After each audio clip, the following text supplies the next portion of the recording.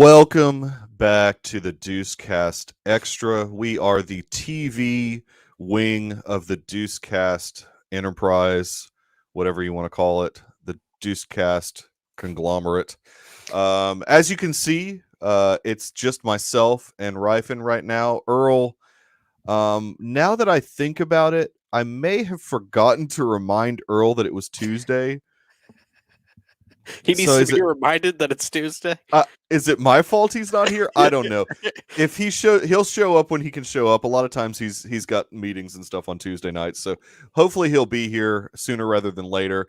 We are, of course, here to finally, yet again, talk about an MCU show. Yes, that of course being Hawkeye, which absolutely phenomenal first 2 episodes. Only 6 episodes, which that'll at least let them tell a concise story, I suppose. So I'm excited about that. We'll see. Oh, there he is. Okay, good. The other live action. Sorry. Earl, welcome. I was worried that I forgot to tell you it was a Tuesday, and that it was my fault that you weren't here because I forgot to tell you it was Tuesday. Well, I'll be honest. For some reason, because we did things at 9:30 last night. My brain was thinking 9:30. It's okay. And then all of a sudden I was like, oh no, wait a minute. We do 9 on Tuesdays. I got that email. It was 10:30 here. So yeah. Oh yeah, Dave. Yeah, that's a Dave. That's a Daveism. Don't ever pay attention to Dave. That's a Daveism. Yeah, we don't pay attention to him. Welcome whoever is watching us live. I know there's some folks out there watching live, so welcome to our Hawkeye discussion. Oh wow, we started. As per usual, we're going to do Hawkeye first. We're going to do our MCU show first, and then the second half will be Yellowstone, and we'll do a little break in between. But what I wanted to do first, before we dive into the show, just because this is a new show, I want to sort of go through the cast and just mention who our players are in the Hawkeye. So, of course, we've got Clint Barton himself, Hawkeye, portrayed by Jeremy Renner. Then we've got Kate Bishop, new character to the MCU universe, Haley Steinfeld, who is fantastic in this. Then we've got Eleanor Bishop, her mother, played by Vera Farmiga, who Oscar-nominated Vera Farmiga. She Up in the Air, I believe, was her Oscar nomination. Then we've got her dad, Derek Bishop, portrayed by Brian D'Arcy James, who I have seen him in stuff before. He's a guy you'll recognize. If you look at his IMDb, you'll be like, oh, it's that guy. Yeah, it's him. R.I.P. to him. Right. Or is he? Is he? No, he is. He's probably dead. Yeah. Then we've got Jack Duquesne, portrayed by Tony Dalton. I know of Tony Dalton through Better Call Saul, and he is fantastic in Better Call Saul. Really? So I was very excited because I did not pay attention enough to know that he was in Hawkeye, and I was very excited to see him because he is the villain. What's the name of his character? Jack Duquesne. Jack Duquesne. Yeah. Armand Duquesne's something. Nephew. Yeah. Armand Duquesne's nephew. And Armand Duquesne, Simon Callow, out of nowhere. I mean, where's this guy been? I mean, that's a guy, if you, again, look at these people's eyes. He was in Amadeus. That dude's been around for a long time, like a really long time. Young man. We've got some brief appearances, and I'm glad that she's in it. Laura Barton, Clint's wife, portrayed, of course, by Linda Cardinelli. I'm glad that she was in it. I'm glad they gave her at least There was worry after that first preview that she wasn't going to be in it, but I'm glad that she's in it. And then, the Tracksuit Mafia, I wanted to mention a couple of the Tracksuit Mafia just because I recognize them as character actors that I've seen in a lot of really bad action movies. Now, one actor that I did not recognize at all was this guy called Fra Fee, is the actor's name, portraying Kazi, who I hesitate to mention this because I'm not sure if they're going to go this route, but in the comics, that is a character called Clown. That is his evil name in the comic books. They may go there, they may not. Yeah, Fra Fee. Yeah, it's I don't get it. I've never seen that guy.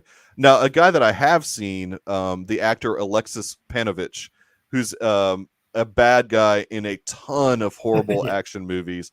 He's Ivan. He's the big guy, right? He's the big guy. He's sort of playing it seems like these tracksuit mafia guys are a little bit of comic relief, just a tiny bit, unintentionally, of course. But I mean, a little bit of comic relief. Yeah. Go on. No, I was saying this is part of the Matt Fraction thing. Was they were kind of oafs and always calling each other bro. Yeah, Ivan looks just like his comic counterpart. That's great. I mean, no, I love that. they all act just like the Fraction.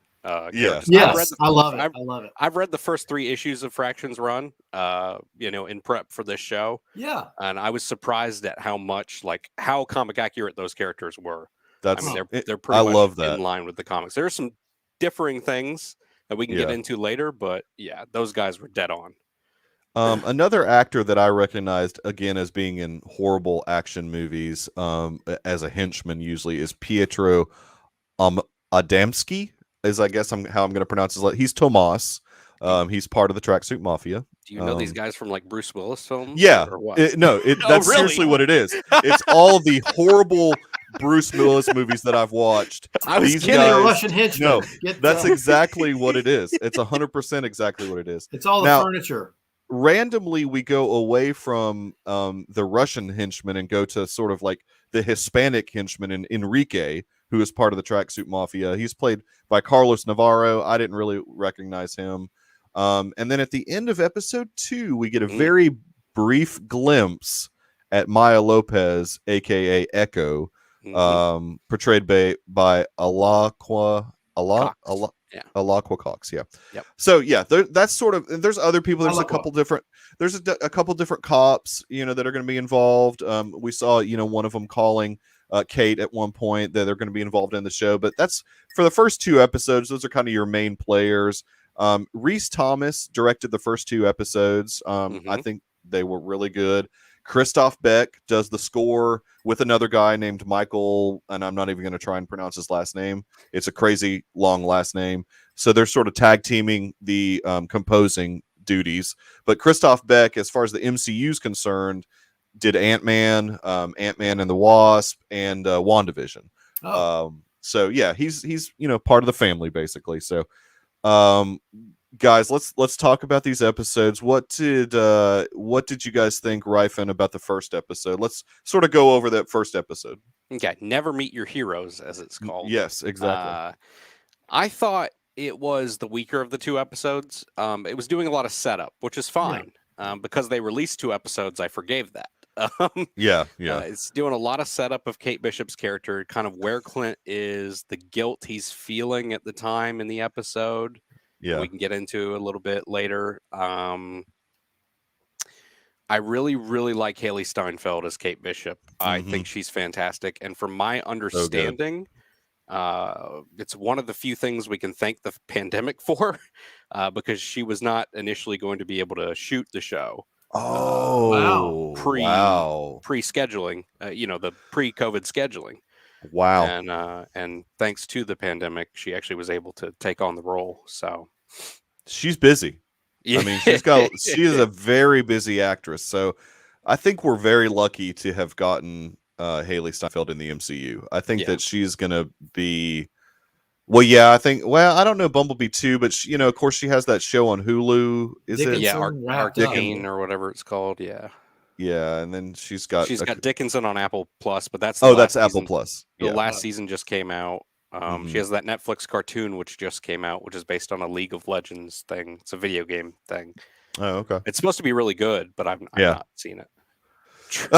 True Grit 2. No, Roth, not True Grit 2. Well, one of the Coens retired anyway, so that's right.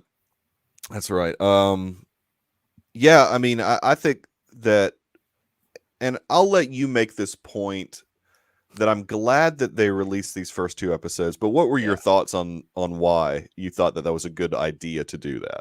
I felt it was a good idea to do it because episode 1 was such an info drop and such a setup that by the time I got done with the episode, I was like, well, this could be really good, but I don't know.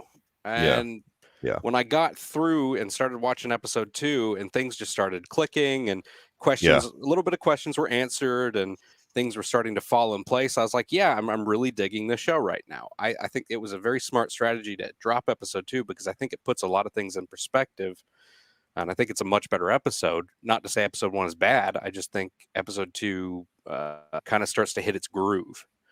Right. And that's, it's funny, and I don't think he's going to be able to make it tonight, but Rhett kind of said the same thing in our chat that we've got. He was like, well, this show feels kind of boring. Now, that was after he just had watched the first episode, and then he commented later that he felt like it picked up a little bit. Now, Rhett is a really hard sell on anything. I mean, he's going to be like it. Let's just be he's going to be super critical of pretty much everything. Yeah. But for him to say that he felt like it picked up a little bit in the second episode, I think that's accurate, and I think that's a fair assessment. I mean, if you were just going to do the first episode by itself and then make us wait a week for the second episode, yeah, I mean, that would have been a tough sell. Yeah, I mean, and I don't love the cliffhanger at the end of episode 1. The whole "you're Hawkeye" and then it cuts to black. I felt that was a bit abrupt. Yeah, right. And if I had to wait, you had the second one to immediately. Right. Yeah, and it immediately picks up from that moment. Like it literally cuts back a couple lines, and then we pick up from there. So I think it was very smart to release the first 2 episodes. No, I totally agree. What I like that we're starting like in 2012 when we, this very first scene, we see the Battle of New York. Yes. And I knew it was coming as soon as I saw 2012. I was like, oh yeah. And we get that moment in the Bishop household where we see Eleanor and Derek sort of fighting about money, Kate listening in as kids try and do. And, her dad had some poignant things to say to her. I think a good like father-daughter moment right before basically all hell breaks loose and their building explodes. One thing that the prologue, I would call that the prologue, really sets up is the fact that Kate has a great relationship with her father, but doesn't really seem to have a great relationship with her mother. Right. Her mother seems to want there to be a relationship there, but it doesn't seem, they don't seem to really click, even when they're playing the game. And even afterwards, when we get into the actual show, I still don't feel that relationship there between them. I don't either. That may lead to something. I agree, Earl. that could very well lead to I have something. some ideas. Yeah. And once we jump forward to present day, we see Rogers the Musical, which is the much hyped musical that everybody had seen in that first preview. Just a brief glimpse of singing "I Can Do This All Day." I can do this all day. I mean, obviously it's Sondheim musical. I mean, it's a Sondheim quality musical there. But yeah, it's interesting what they used that particular scene for. Was to really show that Clint, even though some time has passed, is still pretty much not over Black Widow's death. I mean, he still feels the guilt. Yeah, he still feels the guilt. He still, I mean, exactly. What's up, Nick? How's it going, buddy? I mean, I didn't notice this in the episode, but when I was listening back to someone's review of it, the girl that turns and smiles back at them, the person said that she was wearing like a Black Widow costume or something. She was a wig. She had red hair. She had a wig on. Like I'm guessing you can buy in the concession area for the Rogers the Musical. Yeah. I was curious about that at first. I wasn't sure, but I think that they were just doing that just to show, adding to and his eventually him having to like step out. I mean, because it was just all too much for him. Which begs the question, like, why put yourself through that? Like, why take your kids to that? Well, I mean, it was for his kids to have fun, and he thought he could probably suffer through it. He didn't realize all the emotions. he got invited as a. It could be. He probably got in for free. I mean, why not better seats? I mean, he was like in the back. I would have thought he would have been right in the front. Better seats. He's one of the lesser Avengers, I guess. Yeah, I mean, Ant-Man with some stolen valor. I like that comment. It's like he wasn't there. Yeah, exactly. So we're with a Clint Barton who's still kind of in trauma. And we're also introduced to the fact that he is now hard of hearing. Yes, right. We see he's turned his hearing aid down. Yeah, he's got hearing aids. He's partially deaf, I would say. Yeah. He's obviously, we see in the episode later, he's learned some sign language. Mm-hmm. which I'm sure will come up with Echo, as we'll talk about later. Yeah, I think so too. But this is a comic thing. In the comics, Clint Barton used a sonic arrow to get himself out of like a hypnotized thing or whatever, something to that effect, and it caused him to be like 80% deaf. Oh, wow. And so he had a hearing aid for a bit in the comics, and then in '96 when they retconned it out, and it was pretty much gone until the Matt Fraction run, which, let me tell you, okay, I don't know if they were lying, but I was reading the first 3 issues of Matt Fraction's run. And in the letters section, someone says, "Are you guys ever going to revisit the hearing loss thing?" And Fraction was like, "Oh, we don't have any plans to do that." And then later in the run, he does it. Well, he must have been trying to throw people off at that point. No, this is exactly what I was thinking too, Nick. I mean, a little bit of a weird story point. I mean, if I had served, I don't think I would take my kids to Vietnam the musical. I mean, yeah, that's like, why are you taking your kids to Rogers the musical? Battle in New York. Battle in New York, the musical. I still think he was invited or given free tickets. Oh, sure. Yeah, it had to have been something like that. I also imagine if it's Rogers the musical, it's probably like Rogers the musical. So there's a little bit on the Battle in New York, and that's what we saw. Yeah. Yeah, it's probably his whole story through the first. And I mean, that probably would be tough because it would probably also go through Infinity War and Endgame. Right. Yeah. Depends on how true they're telling to the story with the musical. I mean, Yeah. It's an interesting Spider-Man, turn off the dark. Yeah, well, not going to be as many injuries as that show. Then we kind of jump to a bit of a misfit Kate Bishop, who's on a university campus causing some trouble. Yes. Which I mean, that's a little bit of a character point there that we need to keep in mind, that she's a little bit of a misfit, which is fine. I mean, I think that can be used well. But it's got herself into some trouble, and her mom had to buy a new clock tower. Clock and bell. The clock and bell. Yeah, I mean, exactly. It's interesting. A bit rich. That's really rich. Right. That's when you're able to just like write a check for a clock tower and a bell, you're not hurting for financial reasons there. So with Eleanor Bishop, she has made, what I would say is that she's made her own way after losing her husband, because she's owns this very successful security company. Yes, Bishop Security. I would say a couple things. Bishop Security probably really took off because, again, they were talking about selling their apartment in 2012. So it doesn't seem like they were doing that well then. Right. And I also imagine she probably got some money from life insurance. I would think so. Yes. And that may have helped her start Bishop Security. I don't know. I don't know the background on that. We don't know the background, but that's a good point. I mean, there might have been some life insurance there.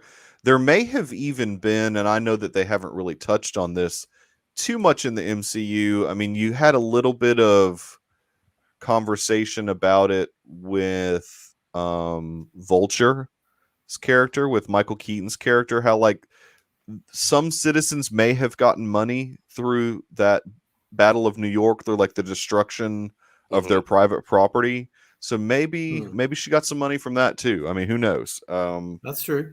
It's almost like a 9/11 fund, right? I mean, Worth, the movie. She may have gotten some money through that whole thing as well. We don't know, but they so she's got won't this. Tell us. They probably won't tell us, but she's wealthy, and she's got a guy in Jack Duquesne, yes, who likes to appear wealthy, and may but he doesn't. As we hear later, he doesn't have his own money just yet. It sounds as if he's sort of like a he's gonna come into family money eventually. It sounds like inheritance, but he doesn't have it right now, and he's just trying to appear wealthy. So I think that's going to be a very important character arc. I also, okay. If we want to get into Eleanor and Jack, I don't know if we should get into episode 2 or anything like that, but just we can jump around a little bit. Yeah, purely episode 1. I guess we come in to meet Jack, and the first thing is the show really wants you to hate Jack. Right. Like this show really wants you. I want you guys to pay attention to that because I think they're trying to throw you off. I think they're trying to throw you off with Jack. Yeah. Because they're really, really trying to make you. I mean, everything's obviously pointing towards him. He loves swords. Right. He's the stepdad, and everyone knows stepdads are evil. That's right. That happens in some shows. Yeah. No, you're right. Vera. He's got this crazy mustache. He's got the crazy mustache. Yeah. The mom's Eleanor, she doesn't really seem to know anything. I think that's yeah. There's something going on there. There is something going on there because she almost like protests too much. Yes. About her conversation with Armand that Kate sort of listened in on at the party. She was like, I have no idea what he's talking about. Yeah, that type of thing. Was he threatening you? And she's like, I don't know. Yeah, I don't know. And then even like Armand telling Jack, I'm a bit tired of your fiance. Yes. Yeah, Fetmatic. Exactly. The twirling mustache. There's a lot of things that and Rife and this mustache. It's a really good point. I mean, they're really trying to make us think this is the guy you should pay attention to as the villain. Yes. But we're yeah, what is it? That's right, Nick. Stepdad who loves swords, and I used to have stock in Surge Cola. Yes, exactly. It's clear that Jack is hiding stuff, as we see in episode. Well, yeah. But I don't. If he is evil, which he could be, I don't think he is even close to being the mastermind of anything that's going on. No, it doesn't. I don't know. It doesn't seem like he's capable of being anything more than maybe a yes man. Right. Let me just pitch it. I think Eleanor's a bad guy. Oh, I know. I think so too. I think she. Well, we know her character. I think if anyone was commanding him around, I think it would be her. Yes, I agree. And I'm saying he may have been the one. Got it. Yeah, the sword. We may not want to post that yet. We may not want to talk about it. Okay. Well, I mean, episode 2.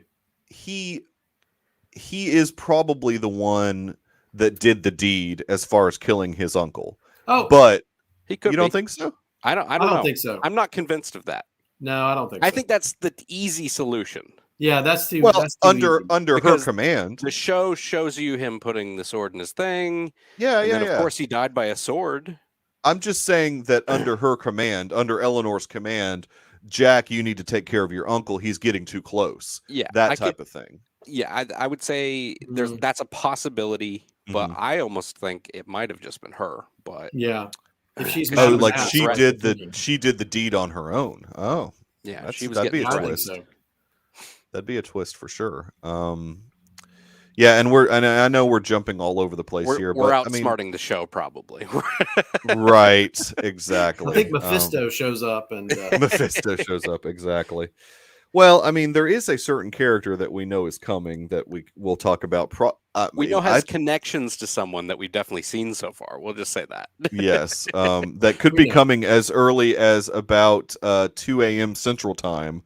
We could be seeing this character in this episode. You think she'll be in this episode? I don't think so. Oh, IMDb. Yelena? I'm talking about Yelena. Oh, okay. Yeah, I'll shut up. I've heard up. I don't know. We'll see. Look, IMDb said she's in 4 episodes. I don't know if I trust IMDb. Yeah, I don't know if I trust IMDb, I don't know. though. We'll see. If it's 4 episodes, that's the rest of the show, right? That's the rest of the series, exactly, because it's only 6 episodes. She's got to be in it. Well, yeah, IMDb has her front and center as part of the main cast, and it says 4 episodes. But we'll see. I don't know if she's in the show, but I don't know. We'll see. Yeah, we'll see. The Tracksuit Mafia, under whose command? Maybe Echo's command, maybe somebody else's command. I would say that Clint was correct about Kazi being the leader. Yeah, I think so. Echo. I would say Echo has influence because the person that's above Echo has influence. Right. But that is. So was Kazi the guy in the trench coat, kind of sitting off to the side? Is that the? Yes, and he's the one who lifted up his mask. He's the one who lifted his mask because for some reason he had to lift up his mask that has. So we could see him and recognize, oh, this guy might be the main bad guy of the Tracksuit Mafia or whatever. Yeah, okay. Yeah. It's a thing TV shows do.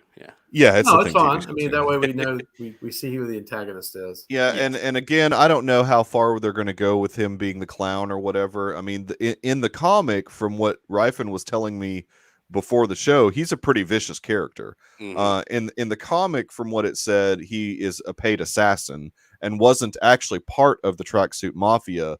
he was just like a guy that they brought along that they were paying as an assassin, and he's like really good at his job. He's like bullseye good when it comes to assassins. Oh, wow. Yeah, Earl, in the Fraction run, Hawkeye already has like a little bit of deafness or whatever, but then the clown comes in and literally takes 2 arrows and stabs him in Hawkeye's ears. Yeah. Oh, wow. Well, so okay. I don't think that's going to be a. No, I don't think we're going to get that. I mean, I think that they're going to stay away from going too violent, because then you're like into the next. Then you're into the Netflix MCU stuff. I mean, and I don't think, or Netflix Marvel stuff. I don't think they're going to go as violent as the Netflix Marvel. I think shows. we would know if they're going to go that violent. Yeah, It would say TVMA. Yeah, exactly. Now is Echo Echo an actual Marvel character? Yes. Yes. Or I'm sorry. Let me ask this again. Is she in the Hawkeye Fraction run? Not that I'm aware of, though. Fisk is, and Echo has a connection to Fisk in the comics. Yeah, a pretty big connection. Yeah, like adopted daughter connection, right? Yes. Yeah. So again, they might not follow the comics, though. I mean, who knows which way they're going to go? There's a lot with of things stuff. in those comics they're definitely not following. First off, Lucky. We could talk about Pizza Dog if you guys want to. Yeah. Lucky in the comics, in like the first issue, is a part of the Tracksuit Mafia. He's the Tracksuit Mafia's dog. Named so Arrow. They're going totally off board with that. See, I mean, and that's the thing. You think you might know what's going to happen, but they're not following the comic necessarily. The thing is, Clint was nice to Lucky in the comic, and then the Tracksuit Mafia start to attack Clint, and Lucky attacks them.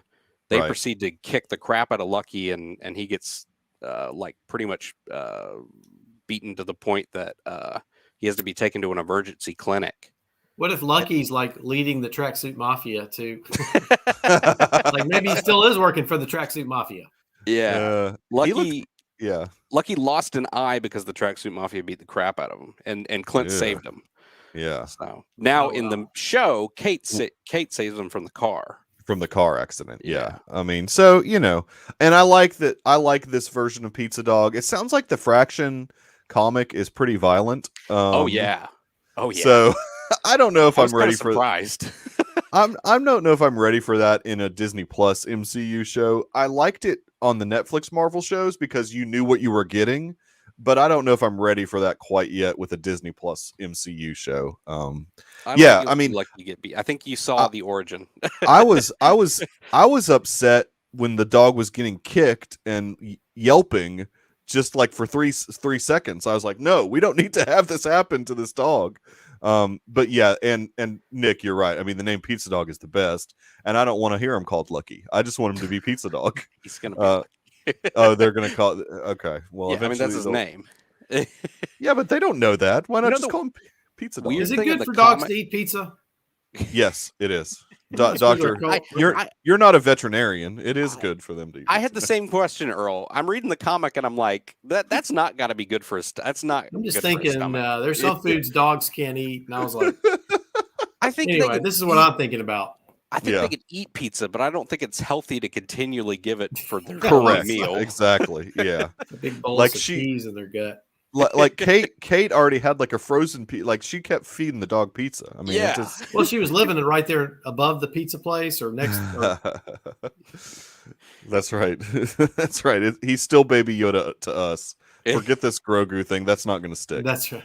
As much as they want it to, Pizza Dog is always going to be Pizza Dog to us. So at the end of episode 1, we get the auction, the black market auction, very clearly, where they tell them, you don't tell anyone where you got it from. For the special sword.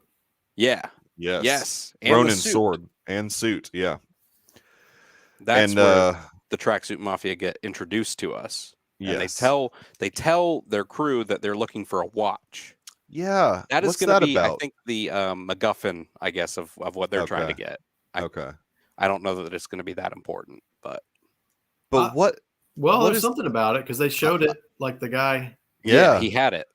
Yeah. They even showed it, and I'm like, what's the significance of this watch? There's I've heard people say, go ahead, Tony Stark's watch or something. I don't know. So it has access to Jarvis or something. I mean, I don't know. Maybe. That's it. Yeah, I mean, they seemed very intent on getting that watch. So something special about that watch. Something special. Again, about I think watch. it's going to be a MacGuffin. Yeah. So yeah, I mean, and that's also that weird moment where Armand is like he's getting fed up with with Eleanor. Yes. Mentions it to Jack. Yeah, mentions it to Jack and everything. And Jack sort of doesn't he just kind of laugh it off a little bit, like he doesn't even really acknowledge it. Yeah. Much at all, and then he says something in reply, but it's kind of a dismissal. Yeah, it's like a leave her alone kind of thing, but not in like a harsh way. It was kind of like right. Yeah. So we get the idea that Armand is maybe not on the up and up in general. Like maybe he's got some business dealings that are shady, if you will. Definitely said he knew some powerful people. Right. Yeah, he knew some powerful. I know some powerful people. Yeah, dude, Simon Cowell, he's awesome. I just love that. I love that. I haven't seen him in a while. Yeah, no, it's been a long time. I think he's done a lot of voice work, in all honesty. But I mean, it's cool to see him pop up just out of nowhere in this. I had no idea he was in it. Poor Clint. He really just wants to get back home and have Christmas, a chill Christmas with his family, and he gets roped in because he sees the Ronin costume in it. Some Kate PTSD again. Kate puts on the Ronin costume because she's got to save the day. And actually uses a wine bottle to beat people up with, which I thought was great. Apparently they don't break. The one she grabs. I actually thought it was great that it didn't break on impact with the first couple people. I mean, it might not. I mean, I don't think a wine bottle, if it's a real good wine bottle. I was about to say, beer bottles they don't break as easily as shown on movies and stuff like that. Right. But wine bottles are harder to break for sure. Yeah. Though I feel like maybe after a little bit it might break. I've gotten a few wine bottles thrown at me before, and they don't break. I mean, Wow, Mike. I'm just kidding. I don't know. This is a good question. Episode 1, Never Meet Your Heroes. Does it feel like they under-delivered with that? I think that maybe should right at the very end. It was right at the very end. So it's a good point. I mean, that Nick's making there. It's more almost the second what the next episode should be called, because Right, exactly. It's sort of like it rolls into the second episode a little bit, because it's more of a lot of Clint Barton sort of and she even makes comments of you're not the Hawkeye I know. I mean, this is not a exactly. I used to work at a liquor store, so there you go. We used to hit each other now. Exactly. The wine bottle thing worked for me. I don't know why it just did, but and she's at least skilled in many different forms of combat. I was about to say, I like the intro. So the intro to the first episode shows all these things that she's done: the fencing, the martial arts. If it's, I don't know if it's karate, what it's supposed to be, and archery. Those are kind of the three things. Gymnast. Yeah, gymnast as well. I forgot about that. So they're kind of building up these things that she already knows how to do. Yeah. But I also like that she's not totally fleshed out in all those areas. You can tell she's a little raw. She makes some mistakes. She's human. Right. She's not fully the hero she's eventually going to be, which they'll build her up to be. But I like that. You saw that with the Bell scene as well. She makes a mistake. She didn't shoot the arrow incorrectly, but she makes a mistake. She shouldn't have done the thing that she did. and honestly, with this, if we're gonna have this street level universe now, they're MCU's gonna have their version of these street level heroes sort of coming into play. I kind of want them to stay away from involving too many people with superpowers. That's what I liked a lot about the Netflix shows. Oh, okay. At least Daredevil. They were great. Is they didn't have too much superhero strength going on, unless of course you're obviously talking about Jessica Jones is pretty Jessica Jones, but I'm talking Daredevil and Luke Cage. Yeah, I mean Daredevil specifically. Iron Fist. But I'm talking about Daredevil specifically, who is really only enhanced because of his loss of sight, obviously. Yeah. You know, he's just like, you know, been training and that type of thing. Super hearing. I kind of want them to keep it that way. You know, with this series, don't involve like anybody with superhero powers in Hawkeye. I wouldn't mind staying that way. I don't think they will. Yeah. They're just going to have a bunch of like really good, skilled fighters, basically. Because Echo, we haven't really even seen what she's going to be capable of. No, and I think she's going to be pretty hardcore. I think she's going to be similar to Daredevil, as in her other stuff is enhanced. Yeah, exactly. So, and you know, the reason I thought that maybe she was the leader in this version of the Tracksuit Mafia is because I think it's Ivan that says something to the effect that this is what she wants. I mean, so that's why I thought she's the leader of this. Yeah, I do. Okay. I think she's a part of. I think she's hired them through her employer. Oh, that makes sense. Because the Tracksuit Mafia is not really affiliated. That would with make anybody. her the leader if she's paying the money. Yeah, if she's paying the money. I mean, they're just like thugs for hire type thing. That's what I think is what their whole I'm deal speaking is. to furniture. Yeah, exactly. I'm speaking to furniture here. Who's your leader? I'm the leader, bro. You know what I really liked about that moment, and that's in episode 2. If we're going to shift, yeah. We might as well. No, we're all over the place. He has a phone call with his wife, and he says, "I'm gonna pull a Nat move or something like that," and he says, "I'm gonna do the catch and release." Yeah, which is something that we saw at the beginning of Avengers, I think, where she's in the chair. Yeah, and she's been captured on purpose, clearly, and she's able to easily escape. But yeah, I really liked the call, back to Nat. In that case, again, it's some of that, I think, guilt that he's feeling as well. Totally. So that's going to be interesting when they do bring. And I know we're talking maybe some future stuff. I mean, when Elena does come in, I mean, not biologically, of course, but I mean, she was Nat's sister, basically. Yeah. So there's going to be some interesting stuff with Clint and Elena. I mean, I think they're going to bond over the grief that they have. Yes, I think so too. Or she may come after him for dropping him. At first, they will have a fight, I'm sure. But once they get to understand each other and know the actual thing that happened. Yeah, and I don't know this reference. I mean, Nick has brought up a show that I've never really heard of before called The Sopranos. I'm not familiar with what that is, but he's saying something about the Tracksuit Mafia catching a beating. Yeah, Sopranos. I'm not familiar, but whatever. Anyways, yeah, no, I'm very ready for Florence Pugh in the show. I mean, I think that's going to be. If she's in like the next 4, I'm sorry, Nick. If she's in the next 4 episodes, that would be pretty amazing. But IMDb is known to be wrong about a lot of things all the time. So I'm not necessarily putting much weight into that. But like I said, we'll find out at around 2 a.m. Central at least. Which, man, I'm so hyped for this show, I might be staying up. I don't know. I know. I mean, I'm like really wanting to see where the show goes. If it wasn't 3 a.m., I know. Yeah, it's not happening for me. Oh yeah, I know. Hey, I'm free and clear of everything right now, so I can do pretty much what I want to. In this second episode, we get a lot of banter between Kate and Clint, and I think that's what really good banter. I think that's what makes the show work. I think that's some of the best stuff in the show, where they're both just riffing off of each other and kind of making fun of each other, but in a kind of loving way as well. They seem to respect each other. Yeah. Clint doesn't really want to work with her, but he's kind of Clint wants to clean up this mess as quickly as possible.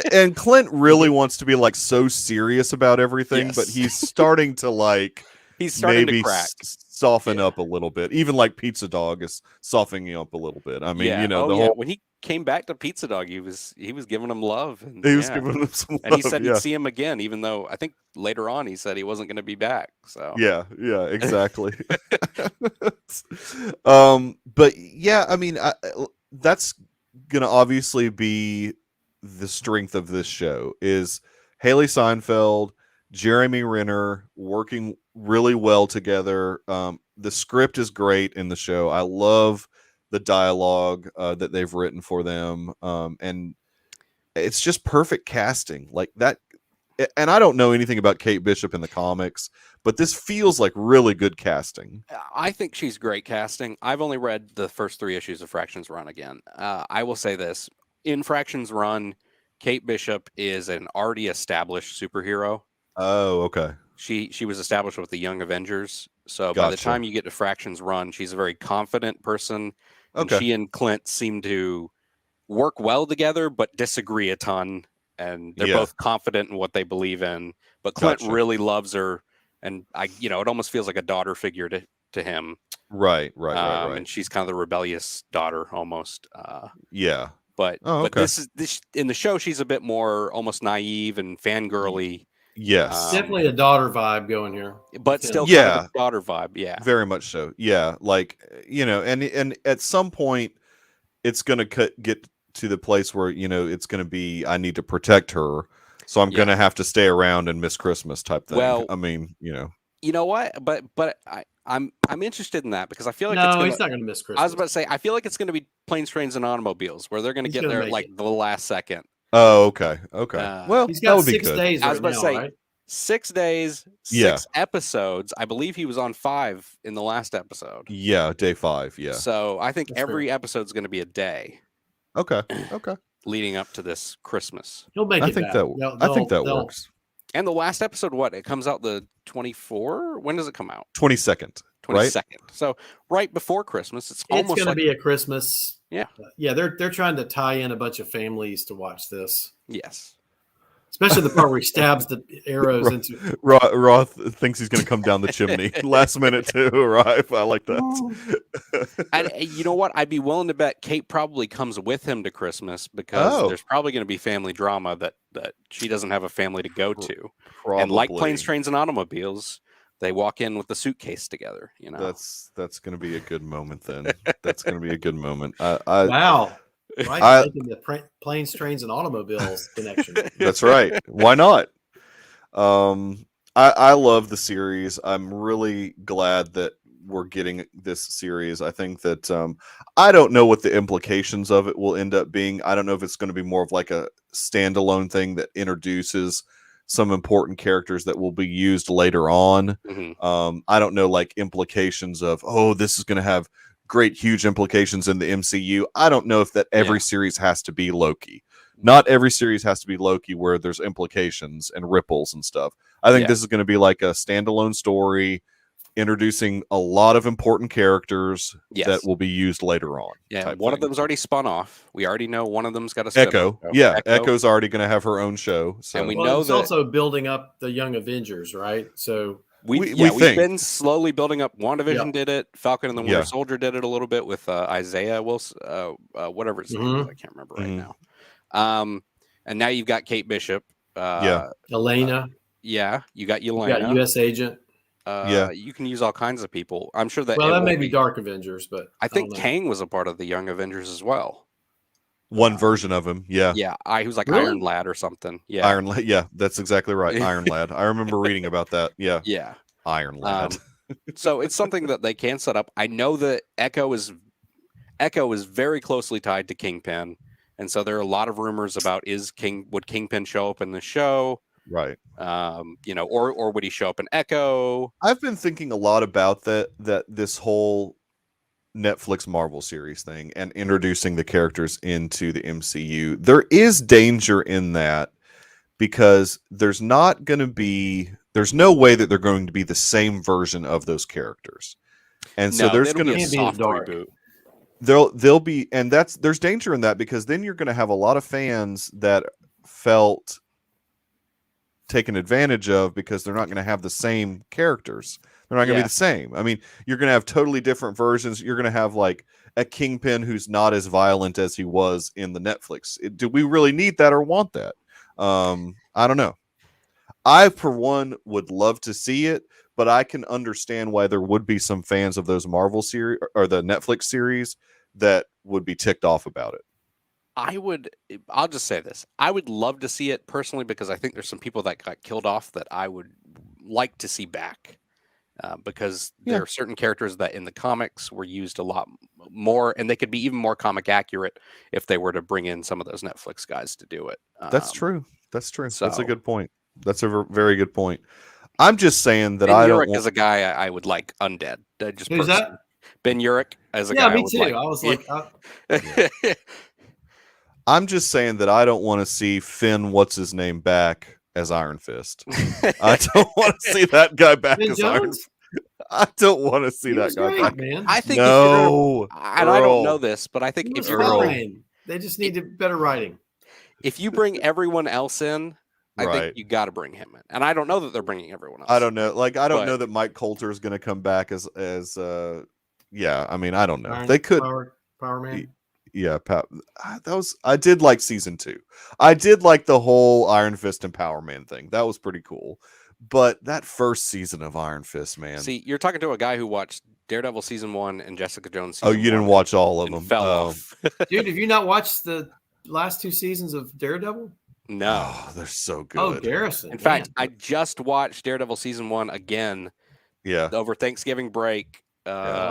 Because I'm going to start going through those shows. Yeah, they're really good. 2 is still a little shaky, but by 3, I think the third season's awesome. I still haven't watched that final season of Jessica Jones, and that's a character that's rumored to come over. So I need to maybe watch that last season. Yeah, because season 2 of that show was really weird. And so I don't know. I agree with Nick that Daredevil was the best of the.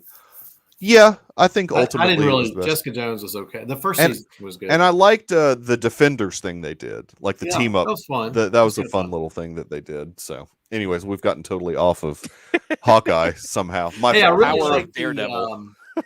The fencing that Kate did with the swordsman in episode 2. Yeah. And I liked how she was like, wait a minute, because she's a good fencer too. She could tell you're better than this. Don't let me win. Yeah.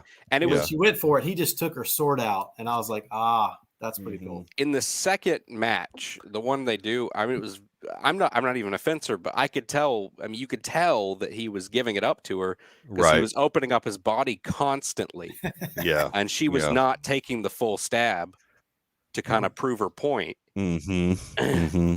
And then finished it off finally. And then you had the great move of going at his head. Then that to me leads me to believe that maybe you guys are wrong about his evilness. I mean, because he's purposefully holding stuff back.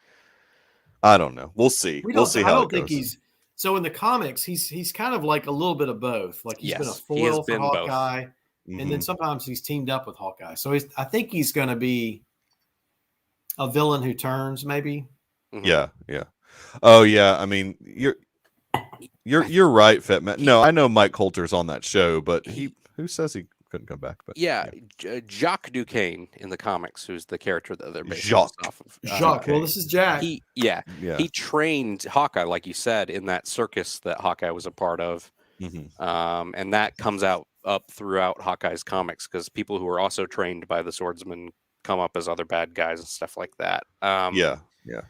I obviously that's not going to be a part of the show because I don't think he'll have trained Hawkeye. I don't think they'll know each other. No, I don't think so too. But that's kind of the thing about what they pick and choose from the comics. I think they do a good job of that most of the time. They pick the right things to adapt to because a lot of this is also about making it realistic. You know, to an extent. I mean, I want goofy and crazy sometimes in my comic shows, but it needs to be a little bit of grounded.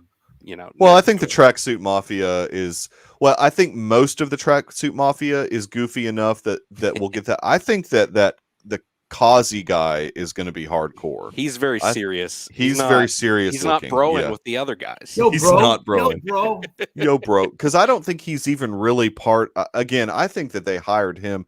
In the comic, Clown is his own thing. He's just a hired assassin.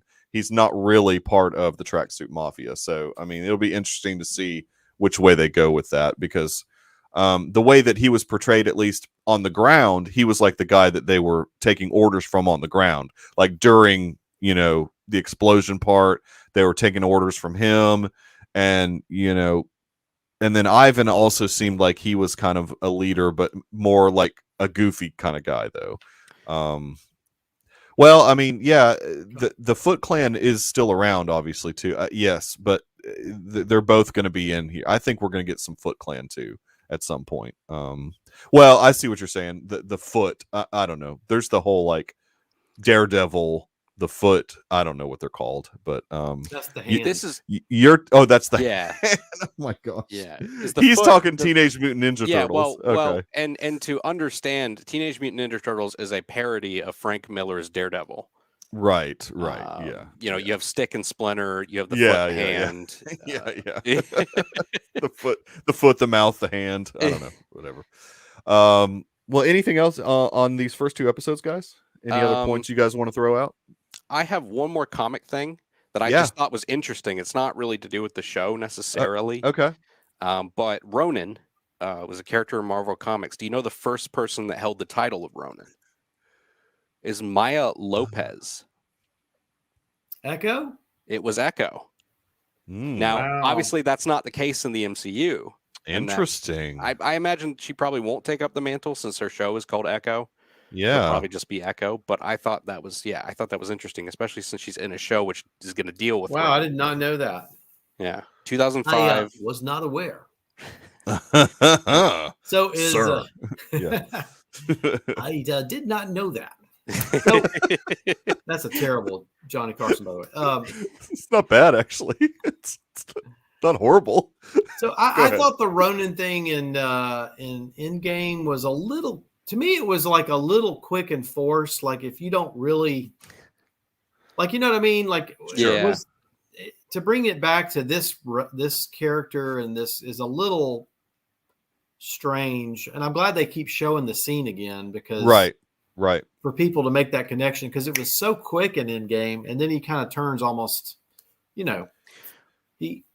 does, but you can also tell. I mean, at least to me, throughout the film, he's still pretty mentally affected.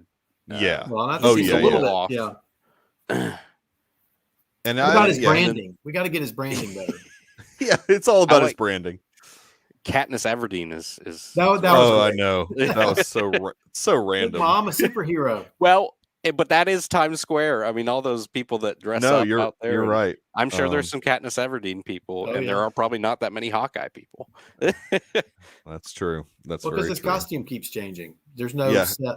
There's no set. We didn't talk about the LARPing stuff. Oh yeah, the LARPing. Yes, that whole scene was awesome. I loved that so much. It was ridiculous, but it was funny. It was ridiculous, but it was funny. Yeah, that he Are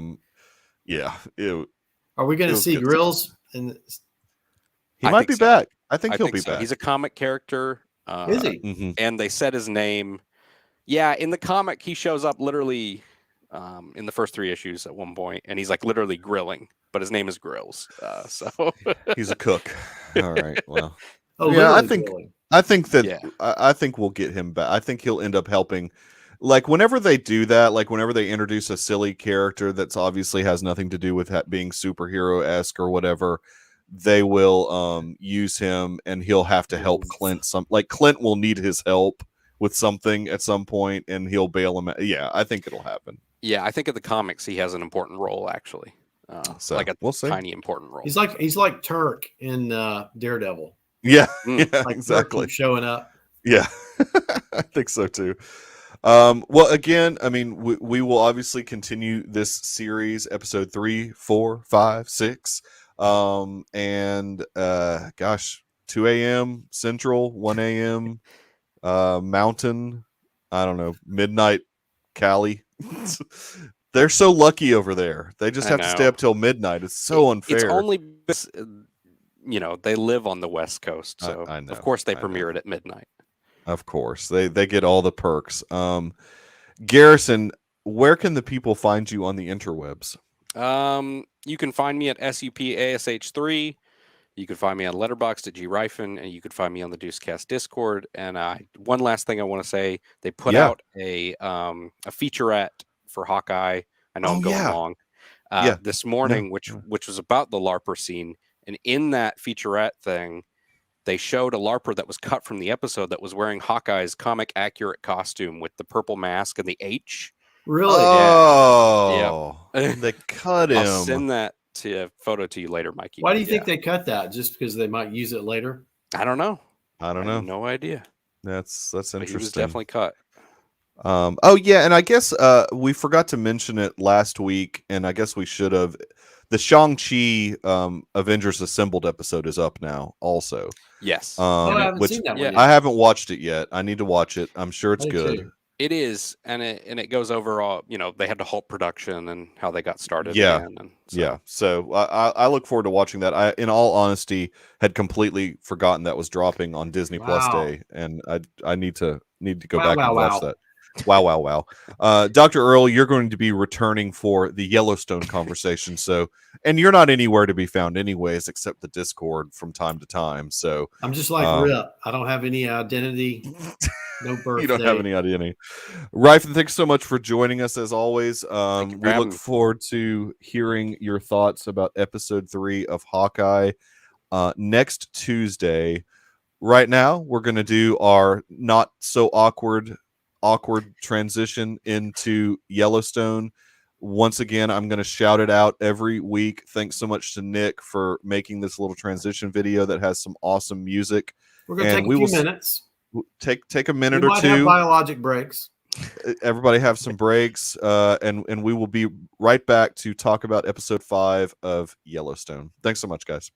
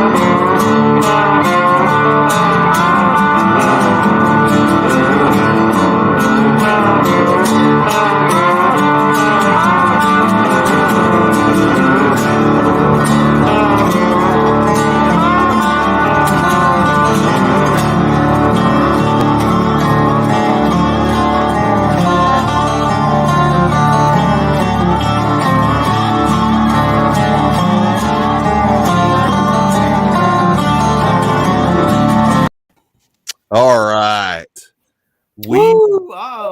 As promised, got the cowboy. Very nice. Is that a new one?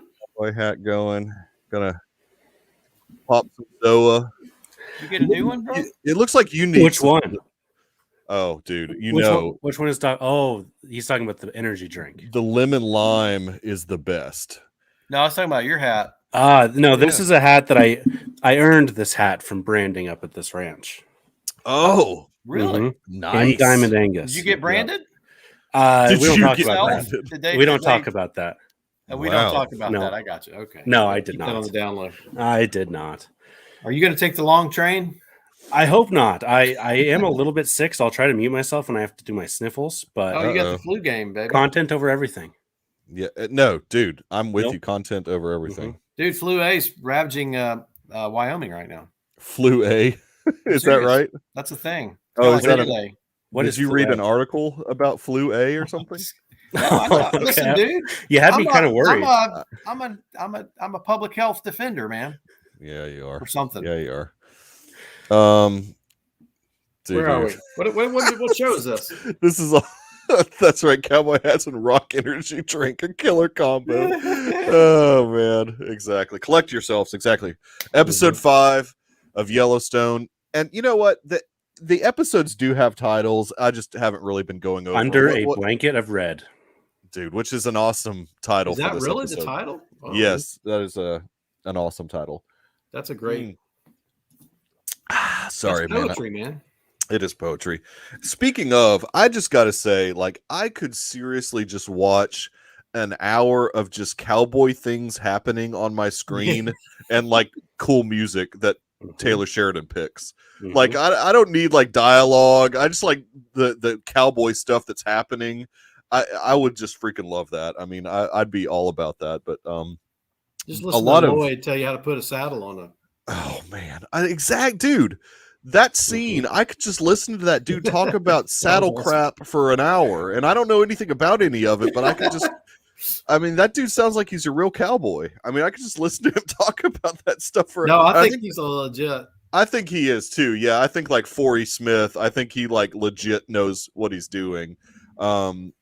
We have to mention, just because it's been in the news, about the actual real 4-6's ranch, that Taylor Sheridan bought that thing. Like, $200 million, I think he spent to actually buy the ranch because it was up for sale. And like he spent almost $200 million and actually owns the real 4-6's ranch. That's crazy. I did not know that. And so a lot of 1883 was filmed. $200 million is not chump change, man. No, it's not. A lot of 1883 was filmed there. A lot of obviously the show, the 4-6's show, which I don't know if they're actually filming the show just yet, but it's going to be filmed there, obviously. I saw something online today. Jefferson White, the guy that plays Jimmy, was actually learning how to do some of the horse stuff, like in real life. He's trying to be trained on how to do that stuff. He's gonna die. In real life, he'll die. Exactly. Hashtag he's a Brooklyn kid. Oh crap! I'm from Brooklyn. That's what he says on the little bunkhouse thing. That's right. Hashtag saddle crap. But I want to mention Buster Welch because I know I'll forget to. So Buster Welch is a real dude, by the way. I looked this guy up. Legend. Like real. He's that old cowboy that Barry Corbin's character Ross is talking to, that is in a wheelchair. Dude, I'm so freaking into this whole universe of Taylor Sheridan shows. I mean, it's Barry Corbin is a dude that I remember watching in Northern Exposure. Yes. I freaking love Barry Corbin. He's so good, and he's like the perfect cowboy. But again, I mean, Roth, you were right. We saw more of Jimmy at the 4-6's. Now, I think we're finally done. No, I'm not going to say no. We're going to get like every. He's here for the whole season. I think every episode we're going to see a little bit. Every time Mike's like, "Okay, that's all we're going to get of Jimmy," and then we come back, he's the first guy we see. Yeah, he's the first. Like the first thing you see on the episode is Jimmy doing something. But it was good stuff with Jimmy. I mean, there's not much, so we can go ahead and get that conversation out of the way. I mean, we're introduced to Barry Corbin's character Ross, who I would assume is going to be in the 4-6's show, because why not? I mean, if you've got Barry Corbin, why not have him in your show? And we get introduced to a couple other characters that I don't know if they'll be in the show or not, but those guys look tough. They were like, "Come on, saddle up," and I thought, "Ooh, yeah." And a lot of the conversation that Ross had with Jimmy about just like what it means to be a cowboy, that was some heavy stuff. Like it's a lifestyle, like it's in your blood, in your bones.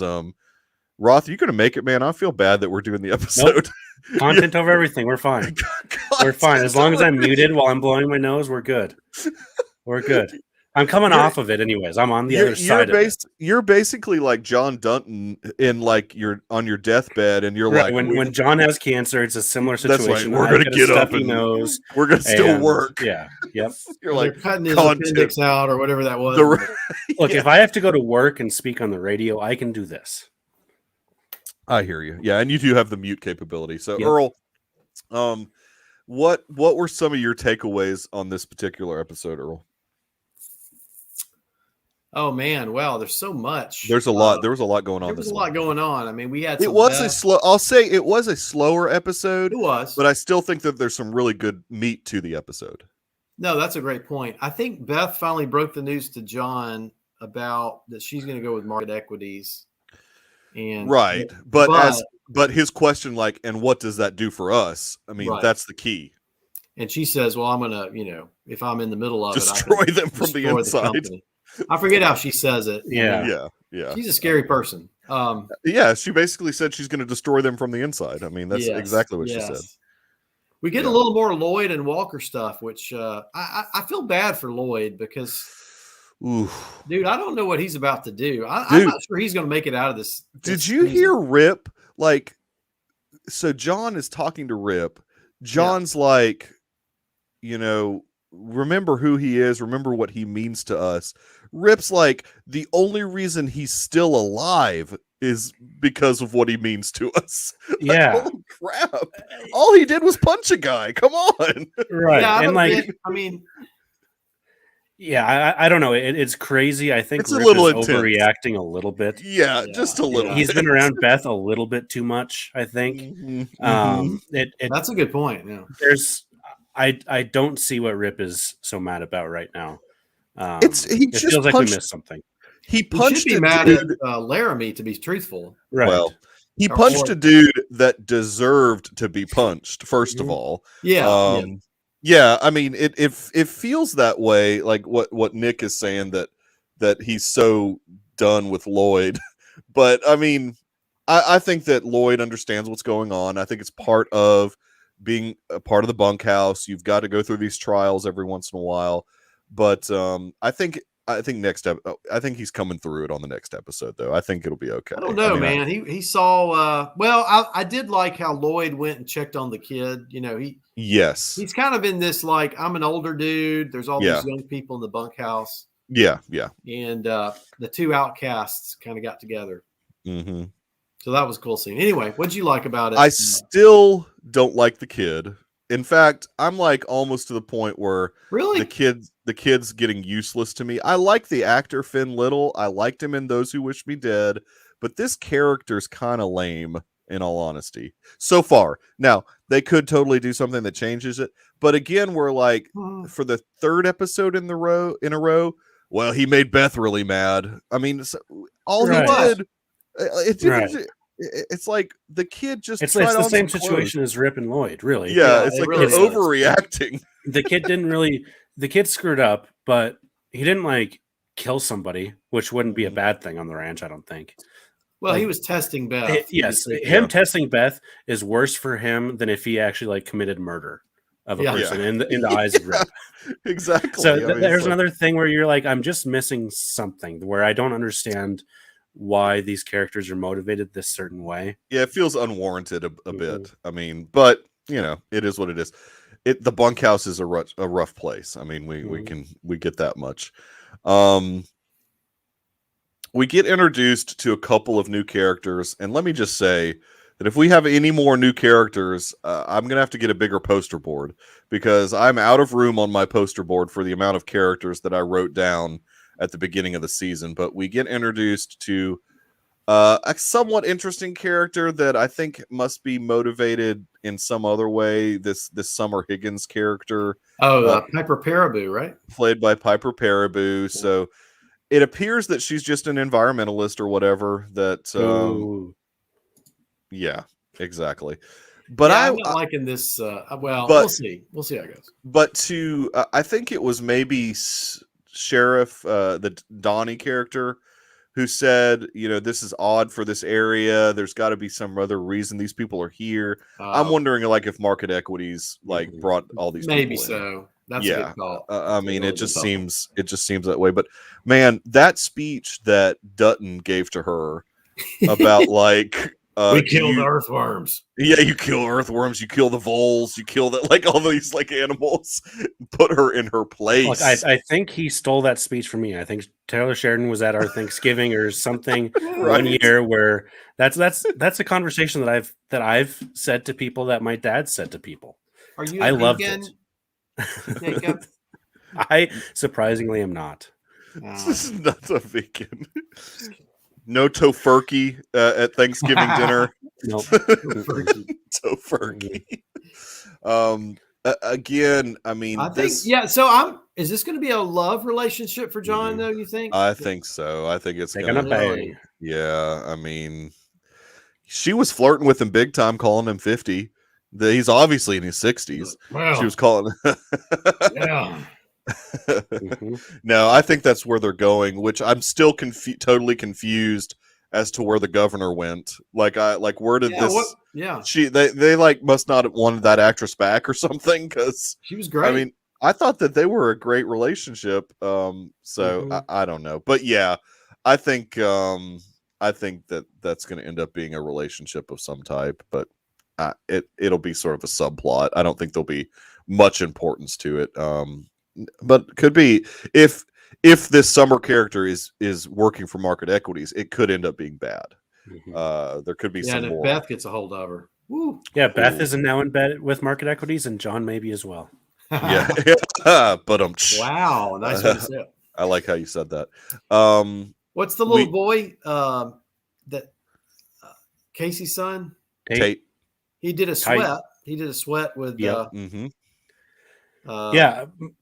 Monica is in a really weird place, I think, because she hates the Duttons for being killers, and then Rainwater seems to kind of turn around on her and agrees with Casey and is like, "No, Tate's a warrior, not a murderer. Society has turned people into sheep, so when a wolf comes, they don't fight back but call a shepherd." Oh, freaking love that line. Every single line that this show has is perfect, by the way. Well, it's mostly except for what the little kid says, right? Well, except for the stupid Carter character that seems like a waste of time, but I don't know. We'll see where that goes. But that's your words. I don't mind Carter, but you don't mind Carter. Casey, I think is in an interesting place too because he needs to be careful. Like he doesn't want to upset Monica to the point where she leaves him, and so he's going along with this talking about a house conversation. Like here's this land, here's this house. So we'll see where that goes. I mean, I think that hopefully that doesn't become a distraction for him where he's not away from his duties too much and not around his dad too much. Because, as we saw at the beginning of this episode, John really does not like being alone, even though he might, as much as he might play the tough guy and all that, he does not like being alone in that house. And we see a lot of really good Kevin Costner moments in this episode. Like, he's just such an A-game actor right now. I mean, he's like doing better than he's ever done in anything, really. He's amazing in this. Yeah, it's just, and those sunset scenes, man, that's a beautiful part of the world. You get to see it every day, Roth, and we're over here in Alabama, and we got crap over here. No, I'm just kidding. We're a little less beautiful in Cheyenne. It is the plains here. The mountains are. That's true. 20 minutes away. Yeah, but you can't really see them where we're at. But yes, it is. I'm still sure you got some nice sunsets. Yes, sunsets. It's big sky country, man. Big sky, exactly. We like have mountains like right up on it. Well, not mountains; they're hills. You guys have hills down there. We're in a it's Birmingham sucks, but no. What are you talking about, Mikey? It's a deep South surprise. It's a deep South surprise. We don't want I've never seen that. Wait, is that some tourist thing? We're in deep South. Well, I don't know. I've never seen. I've been here since 1995, and I have never heard anyone say, "Nick, I need Nick to comment. Is this something that he has heard?" It's a big South surprise. A deep South surprise, man. So I've never heard that ever. Look, I like it. I don't like it. It's a deep South surprise. Birmingham is like the hills of Greece. It's a beautiful country. It's for the Gucci. I'm sorry. I've still got Gucci on my brain. Dude, how can you not? How can you not have Gucci on your head? I mean, easily because Jared Leto was in it. Oh, dude, that movie. I love that movie. Jared Leto was awesome. I don't care what you say. I just all right. Here, nope. Here we go. Here we go. No, this is here we go. Tough. You're Earl. We're calling you out, buddy. We're calling you out. I just created it then. It's the new marketing. I think you may need to retire doctoring, and you may need to go into the tourism industry. I know, right? I mean, a deep South surprise. No, it is a marketing. Look, I don't know if it's for Birmingham. It's a surprise that you don't want. It's the surprise you don't want. Why are you busting on my city, Mikey? I'm sorry. I'm not original. I'm not allowed to be saying these things. Michael, I shouldn't be busting on your city. We got to get back to Yellowstone. We can't be. Mm-hmm. Let's get back to Big Sky Country. I did love we mentioned it briefly, but I did love all this that Rainwater and Monica scene because Monica, Kelsey Aspel's a really good actress. She doesn't get enough scenes, I think. I mean, and the stuff that she's usually in is like, and she's in some like breakdown, like struggling, like screaming. That scene with Monica and Rainwater was really good. I think that was a really solid scene for Monica, and it's something that she needed to hear from a third party, not somebody with the last name Dutton. So I think that was important for her to hear from like an ancestor. That's a really good quote. I gotta put this in Deep South's branding tagline for the Cry. Wow, that's solid. That's solid. Good stuff, Nick. But yeah, I love that scene. Any scene with Gil Birmingham in it, to me. Oh, he's so good. I need him to be in every single Taylor Sheridan joint ever, because those guys work well together. So they're living, Monica and Tate and Casey are living back with the grandfather for a little while, but obviously looking for a house. So we'll see how that subplot goes. I think obviously the biggest and most important thing that happens in this episode is Jamie's confirmation that Garrett was involved in the hit on his adopted father. Pretty important, I think, to things. But then his father he's good at the game. He is. Because he brings Christina, who we haven't seen. I guess we saw her briefly in season 2. Maybe mostly she was season 1. She was in more episodes in season 1, but season 2 she was there like very briefly. But now there's a kid. Which we didn't know that, did we? I don't remember. I don't remember knowing that there was a kid. That much. It took me a while to recognize her at all. Oh no, I'm with you. I had to look it up. This person, yeah. I mean, I had to look it up and say when was the last time we saw her. I mean, I think that's a game changer for Jamie, though. I mean, obviously he's got a kid. Well, and do we still think this is truly his father? I still personally don't think it is, but the show wants us to think it is. I think that's going to be a swerve at some point. I don't know. He was about to confront him with all that. Oh yeah, no, he was totally about to confront him, and I think like we've seen. I think Jamie's capable of taking somebody out. Obviously, we've seen that choked person to death. We've seen journalist. Him. Yeah, he choked that journalist. Did that ever come back on him? I don't think so. Not yet. Not yet. I don't think so. Everything comes around. Taylor Sheridan doesn't forget. He doesn't. Taylor Sheridan doesn't forget. That's right. So yeah, that pretty much stopped him in his tracks from whatever he thought he was going to do to Garrett. Bringing this kid into play. And this, I think this is all Garrett's like weaving that spider web. Though I don't think that. I personally don't think it's his real dad.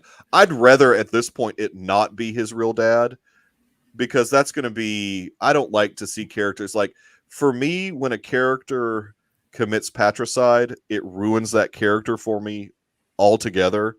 I may be making a veiled jab at the sequel trilogy there, but I mean, I don't like. I don't like it. Yeah.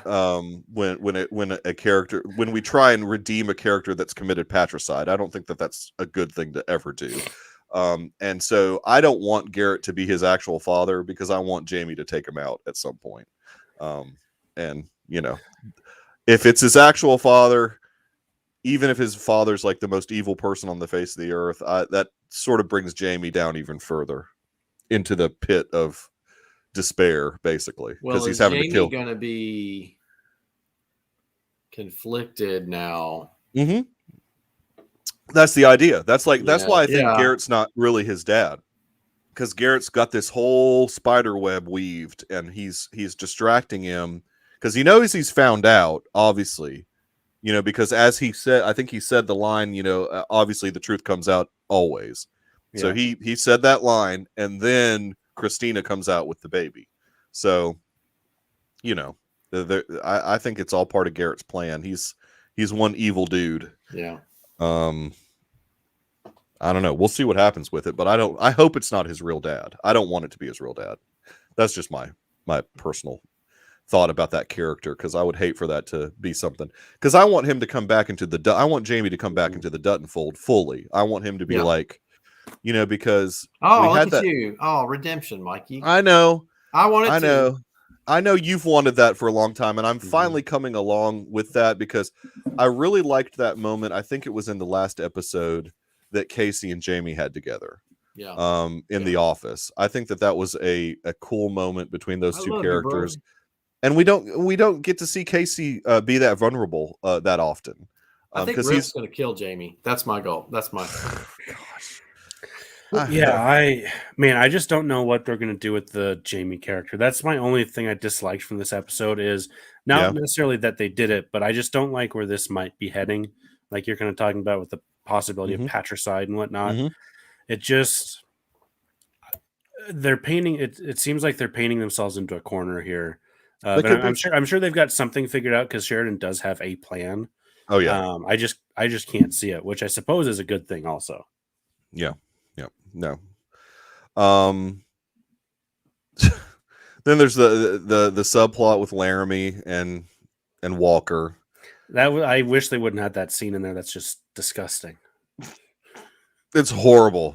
They should not have had it. Wrong. It's awful. This is cable television. It's so awful that Earl is on mute. Like, he's so offended by it that he's muted himself, so he doesn't even have to mention that scene being in the episode. I can't even talk about it. You can't even talk about that episode. It wasn't disgusting. It was just, but the purpose of it was to make Lloyd jealous, right? Oh yeah, no, I know.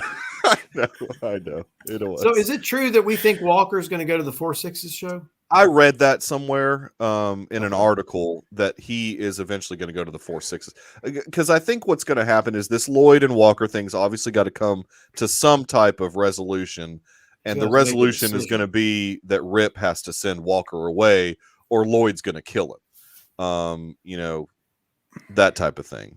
I mean, but to Lloyd's point, and Rip kind of agreed with him, Walker is supposed to be dead. Right. Like, Casey let him off the hook, and because he couldn't take him to Wyoming. He couldn't take him to Wyoming. You know, once you go to Wyoming, the place where you dump the bodies. I mean, the place where you dump the bodies. Once you go to Wyoming, you're in trouble. It's a Deep West surprise. You don't want that surprise. Deep West surprise. What is wrong with you? Oh, no. Earl, all I know is, Earl, you immediately need to go and T-shirts made that say Deep South Surprise. I'm going to start the trend, baby. Deep South Surprise, ... underneath it, Birmingham. There you go. There's your T-shirt, buddy. I got it. Forget It's Nice to Have You in Birmingham. That's right. Deep South Surprise, Birmingham. No, I really do think it's a town's slogan already. I'm going to look it up. I'm going to see. You're going to look it up. Like maybe 10 or 15 years ago, they had it as sort of a. We don't. Look, Nick and I don't know what you're talking about, but that's okay. I did a Google and there was nothing. So it's all my propriety. I can do it. You can do it. Yes. Trademark right now. I would wear that T-shirt. I'd wear that T-shirt. Deep South Surprise. The DSS crew. We can and I'll wear one that says Wyoming, the Deep West Surprise. There you go. There you go. DWS and the DSS. So yeah, I mean, so I think as far as Rip's concerned, Walker is like untouchable because John allowed him to come back. You know, and if John allows somebody to come back, and he even kind of alludes to that, if John allows someone to come back that's supposed to be dead, then you just let it happen. I think, but I kind of wish Rip had like kind of messed him up a little bit too. Well, yeah, no, I want to, but bunkhouse, like when they were punching each other. But John had given, back in whatever season it was, John had given Casey that job. Casey couldn't follow through with it, and so because he's the prodigal son, John allowed Walker to come back in because he didn't want Casey to have the repercussions of not doing what he was supposed to do, which was kill that guy. Plus, we want Ryan Bingham in the show for the music. I mean, there's. Although we haven't had much Ryan Bingham this season. We have not. We had Culture Wall this episode, which I added that song to my Spotify playlist. It's a good song. Yeah, that was a great song, wasn't it? Yep. That needs to be played on the radio station. It's a little too new, unfortunately. Nothing. Oh, that's right. Your classic earlier country. Than 2003, really. Oh man, you need to sneak those in and see if anybody notices. If I like had my very own radio station, it would be the old stuff and Ryan Bingham, Aaron Watson, Colton Wall, those guys. It'd be a country music station. It'd be legit. Blake Shelton. That's a Western Luke music Bryan. station. Yes, country music. Country Western. Country Western. Speaking of, and I'm going off track here, I'm doing this thing where I'm listening through all of my dad's records from his collection that he gave to me. And I'm about to listen. And I'm sure you've played this guy on your station, Hoyt Axton. I'm about to listen to some Hoyt Axton. Didn't he write Jeremiah was a Joy to the World? Yes, he did. Yeah. So I'm about to have to spin that record probably later on tonight because I'm trying to do like one a day. So this will be interesting to see how that record goes. Hoyt Axton. I did, dude. Hoyt. Hey, I remember he's Hoyt. legit. He's legit. He used to show up on Hee Haw sometimes. He is the he's the real Western in country Western. I mean, that dude, he's good. He's good stuff. Anyways, back to the episode. But we didn't really have much bunkhouse stuff. There was more Rip laying into Lloyd and not. So Mia is still around. Mm-hmm. Yeah, even though she says she doesn't want to be there, she's still there. They just briefly showed her. They briefly showed her, and Teeter didn't have much. I mean, most of them didn't have much to do in this particular episode. I think that they brought Ryan with them to the whole activist scene or whatever, activist where they fiasco. Put the fake blood and all that crap. That was a very funny scene with Ryan where he's like, have we called an ambulance? And they're like, it's paint. And he's like, yeah, it's paint. Why would you do something like that? It's like these guys have never heard of activists. It's like they were born in the bunkhouse and have known nothing else besides the bunkhouse. Exactly. They were watching the Calgary Stampede, and speaking of rodeo, the NFR starts in 2 days. Oh, here we go. Yep, December 2nd. All right. What does the NFR stand for? National Finals Rodeo. The finals, okay. Yep, out in Vegas. So do they broadcast that? That'll be like on Sports. CBS Sports or CBS Network? I believe it's CBS Sports. So you have to have if you've got the network, I think you can like use a password and maybe watch it on the app or whatever. Yeah. Even if you don't have it on your cable, I think there's a way you can do it. I think, CBS Sports has been, because a lot of the Wyoming games are on CBS Sports, and it's long been a difficult channel to watch unless you have the right thing. Unless you have the right thing. Yeah. ESPN the Ocho. That's right. Ocho. It's on the Ocho. Exact disrespect. Nick is disrespectful. Disrespecting Wyoming. Vagisil. How dare you, Vagisil? You ever seen that SNL skit? Sponsored by Vagisil. No, sponsored dude. By. Anyway, we won't. That's an old SNL throwback. Hey, so December 2nd, I'm going to try and seek that out. I'm guessing it'll be on. Long. Oh, it's a week long. Okay, so I can catch some of it. Yeah, I think one thing. Nothing to do. Just start driving now.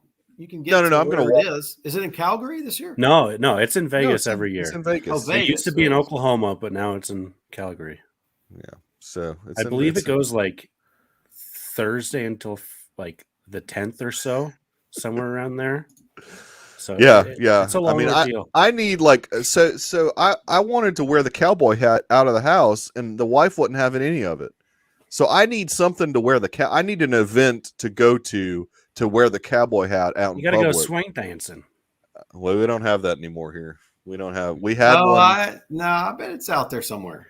You don't need a one to swing dance. You just need some music on the radio. You just need some music on the radio. That's right. No, but I actually want to go to like a rodeo event, and they're up in Huntsville. Actually, has a lot of that type of stuff. So I want to go up there and check that out. I don't know why. I guess they have that type of arena. So I need an excuse to wear the hat. Probably. Yeah, probably. I went to one in Salem, Virginia. Actually, the same one that Borat went to in the movie. My first rodeo to see. Not my first rodeo. It was mine. It was yours. The thing that Beth wanted to do, she got to do, which was fire Bob Schwartz, Michael Norrie. Michael Norrie. Yep, exactly. Got to fire Bob. Nick, I might be coming down your way in March then, buddy. The rodeo in Montgomery. I love it. There you go.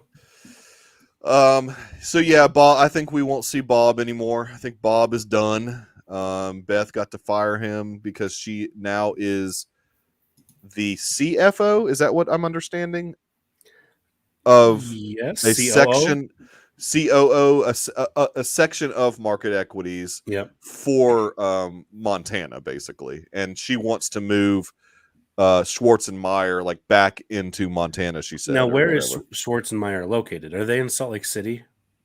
She drove 7 hours. She said, "Is that what she said?" She's like, "I didn't drive 7 hours." Yeah. Which would about line up because I was trying to think of where the heck she could be going. I'm like, probably Utah. Yeah, Utah, Idaho. Idaho doesn't make sense, but I believe actually in the first episode she just flew in from Salt Lake City. Like that's where we meet her, and she says something about it. I don't know why I can remember that, but I can't remember the fact that Jamie had a wife at one point. Or a girlfriend, at least. I don't even remember if it was a wife or girlfriend. No, he was never married. Yeah, okay, it was a girlfriend. Yeah. Okay. So she got to fire Bob. Bob's done. Michael Norrie no longer getting a paycheck. He's gonna have to go be a character actor someplace else now because he is no more unless he tries to fight it. But I think that's kind of like them wrapping a bow on that particular plot. Very few characters that don't die that I will say goodbye to. Because Jimmy has still not left the show. So that's right. We can't until I see a snake bite him in the face and then Rip step on his chest. I'm not closing the book on them. That's the only way you see a character die. Well, obviously, there's anybody that Rip's going to be involved with. Yeah, anybody that Rip is involved with. Train station or snake to the cheek. Snake to the cheek. What a way to go, man. That is not a way I'd want to go. That's I mean, also medically speaking. And I'm no doctor, but I don't think it would be that quick. I think that guy would have a way. Well, we don't know how long. He followed him in the woods for a while. I mean, he just may have followed him until he died. That's true, man. Because the bite in the face would. That's hardcore, by the way. I'm going to get real technical. Sorry. That's hardcore. To follow a dude as long as it takes to follow a dude until he dies.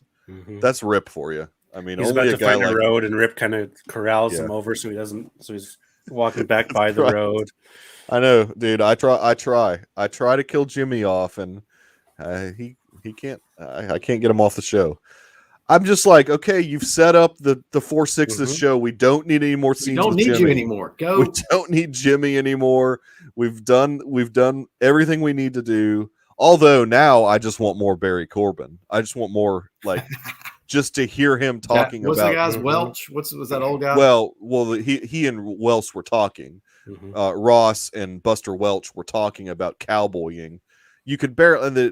Buster Welch is 93, so you could barely understand what the dude is saying. Like, I'm glad that Costner does, or I guess Costner and Sheridan together. They don't care about having super old dudes on their show because I guess it was season 2. They had Dabney Coleman on as the elder Dutton, and you could barely understand what he was like mumbling through his. Because when you're 93, you've probably had at least 4 or 5 strokes, and you don't even know it. So these people That's can barely not how talk. Old age works, Michael. These people barely can be close. It's good. We're not doctors. I'm just saying. I've got very sharp 93-year-olds. You can't even. They can't even. Buster Welch. Well, he's probably been thrown off a horse a lot of times too. So I mean. Well, here's the thing. I like sitting with old cowboys and talking. And then when he turned around and saw those young guys, I was like, oh crap. I would be like scared out of my gut to go run with those dudes. Exactly. It's like, I'll just hang with the old dudes. It's nice and cool in here. Statler and Waldorf. That's right. That's right, Nick. Hey, the chat, I will always include the chat because few but powerful. So I think anything that we missed in particular, I mean, we talked about a lot, I think we covered everything. We really did. We covered pretty much everything. Yep. I'm just still so shocked that the Duttons have a cook for them.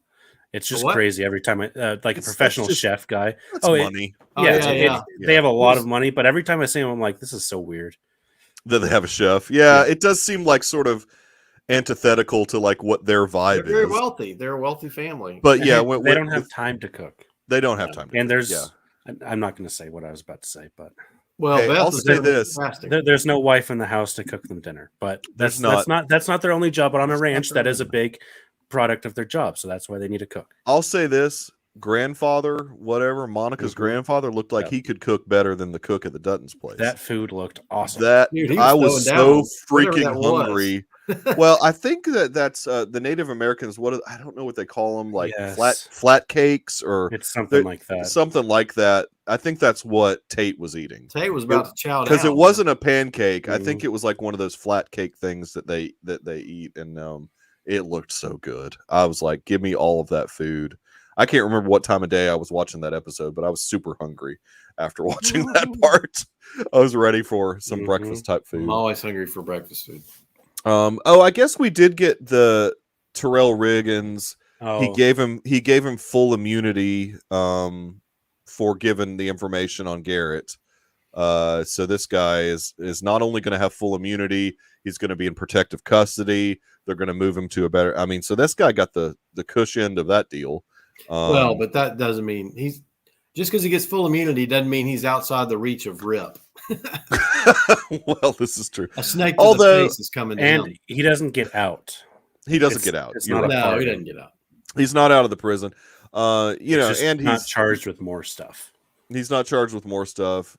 And you're right. The Duttons might eventually come for him as well. I mean, but so John's going to be coming to Jamie wanting this information. How is he going to withhold? Through Casey, probably.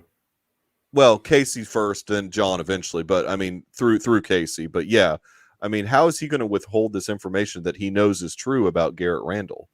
That's going to be interesting because John is like all of a sudden, John and Casey both are all of a sudden trusting Jamie again a little bit. And now Jamie's going to have to like pull back because his ex and a baby have come into play. So now the web will, like we've said a couple of times, the web will continue to be woven around poor Jamie. He's not going to be able to get out of this, I don't think. We've only got a few episodes left. I think so, yeah. There's only like 3 left. Is that right? Really? Is it 8 episodes or 9? I don't even know where my. We're at what, 5? That was 5. Let's see. That was the 5th episode. By Christmas, don't you think? Yeah. 6, 7, 8. So you have 3 left. Oh, there's only 8 episodes? Dang. That's still what IMDb is saying. I'm not. Yeah. Well, I mean that tracks because they want to have 1883 out by December 19th or something like that. So that tracks. I mean, yeah, ends and starts on the same day. Makes sense, but dang it. Well, we'll do 1883 also. We're gonna keep the Taylor Sheridan. Yellowstone. Give us a break, Taylor, just for a week. No, hey, the MCU doesn't give us a break. We don't. We had a little break, I guess, but not much of one. Book of Boba. Yeah. Book of Boba. It's nonstop, baby. And Earl, you've got to go ahead and pull the trigger on that $4.99 a month Paramount Plus. You got to get that doctor money flowing, buddy. It's time. Too rich for my blood. It's vaccinate some more people, get some more money into the hospital, and that'll trickle down. That's right. Exactly. Trickle down to your $4.90. Doctor, there's this $4.99 a month expense. Oh yeah, I gotta push some more vaccines so I can get that bonus check from Pfizer. Yeah, exactly. I mean, exactly. Look at this. This year alone, crazy. 5 MCU shows and 4 movies this year. Crazy. And it's not slowing down. Disney Plus is spending like $2-something billion on. The train don't stop. No, it doesn't stop. It doesn't stop. Well, I really appreciate, as always, the chat. This has been really fun through Hawkeye and through Yellowstone. The chat participating, it makes it a lot more fun for us doing the live show with the chat participating. But if you happen to catch this on delay, which I know a lot of people do, I know Melissa said she's going to be watching this one a little bit later. Please, comment. I'll do my best to respond. We always say we want more subscribers, and there is truth to that. We need some more subscribers. We're at 55 right now. We're slowly but surely growing, as we have in the past with the Deucecast. It's always a slow burn, but it will come eventually. So, Nick, thanks for hanging out, buddy. Just like, subscribe, share, hit the bell, because you never know when we're going to go live. No, it's always Tuesdays at 9:00. But that's when we're going to go live. Roth, where can the people find you on the interwebs? Yes, you can find my podcast, The Good Day for a Movie Podcast. Our last episode was on the Japanese movie Battle Royale. Yes. Oh, yeah. Very interesting movie. I'll do this again. Our next episode is going to be on one of my favorite movies of the year, Belfast. Oh, yes. I have purchased movie tickets. I'm surprising my co-host. I've purchased the movie tickets. We're going to do the intro thing, and then I'm going to say, now go to the theater and watch the movie. Wow. So I loved that movie. It was dude. It was so charming and heartwarming, and just all of the accolades about it. Now, knowing the host with no name, what do you think he's gonna? So he does have a name now, Sage. Okay. I think he's going to like it. He was the only one that the only one. I told him about it because he had other plans, and he's actually going to take his grandma to go see it, who I think will also will like it a lot. Yeah, but he spent some time in Belfast and learned about the whole. He'll really like it then. Yeah, he will really like it. So I don't know. I am excited to maybe hear some dissenting opinions on the movie, because I haven't necessarily seen that out there. I read a few reviews on Letterboxd, and there were a few that were like, this movie sucked. I was like, I don't even know where you're coming from. Well, there's some people that are really, for whatever reason, anti-Kenneth Branagh. Like, they don't want him to be successful because he went commercial. And he did like Wild Wild West, and like he started like going too commercial for him. And so for him to step back into the indie realm, because if you look at his filmography, he's really just been doing studio films. Yeah. And now he's stepping back into like an indie, very personal film for him. Yeah. And there's some people that they're like, you went commercial, you can't come back. And it's like people like Burgess. Well, Burgess. I did like. I'll say it in the podcast as well. But there's a little Easter egg talking about him going commercial in the movie. Oh, Buddy reading a comic book.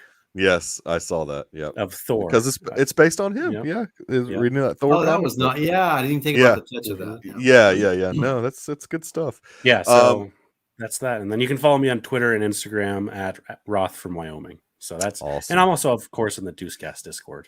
Of course, yeah, the Discord. Why would you hang out. It's fun stuff. Well, Earl, that's a question we should ask you, Dr. Exactly, Earl. It's a deep pod surprise. Oh God, stop it! Just stop. You need to pack it up for the night. No, we will definitely be back next Tuesday, 9:00 sharp Central Time, talking about episode 3 of Hawkeye, which you can watch in just a few hours, and episode 6 of Yellowstone. The season's coming to an end on Yellowstone, so things will definitely start to happen now. These last 3 episodes are going to be mega, so I'm looking forward to it. Thanks again for everybody that hung out in the chat. Thanks to anybody watching this later on. Please comment, and I'll do my best to respond.